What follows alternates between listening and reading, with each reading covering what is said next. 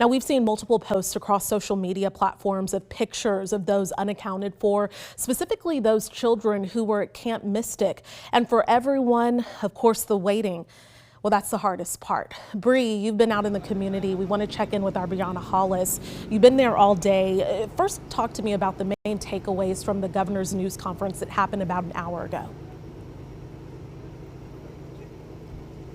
So, Jen, I want to walk you through the numbers that were provided at this briefing. You mentioned the big one, 24 fatalities. And just to give everybody an idea about how that number has progressed throughout the day, this morning when Kerr County officials gave their first briefing, they wouldn't provide any specific numbers. Then the afternoon briefing, there were 13 confirmed fatalities. And now, unfortunately, that number is now up to 24. As far as rescues, 237 people have been rescued. 167 of those, officials say, were all helicopter rescues. So that just kind of gives you an idea about how difficult it was to get to some of these folks and how serious and arduous this rescue and recovery efforts really are. We still don't have any official update on those campers. I know that's the big question right now, but we do know from game wardens that dozens were able to get into Camp Mystic, one of those big camps in question along the river, and start to bring out some of the girls this afternoon. Again, still no official update, though,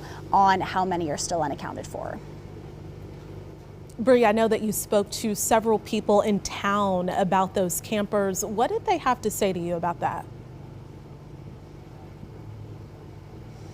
It was the first thing people wanted to know when they saw me in KXAN gear, when they saw that we worked for the media and wanted to get more information. When I got to the reunification center in Ingram, multiple people came up to me and said, hey, is there anything you know?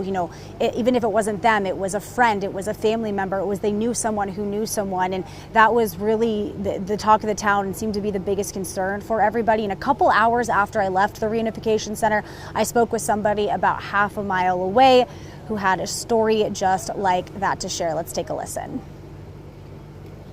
We have no idea what's going on, but I do have a friend that has a daughter that's one of the missing, and I cannot imagine being part of that. I cannot imagine going through that. The river's getting higher that way, so it's I don't know. We're helpless. We're just here.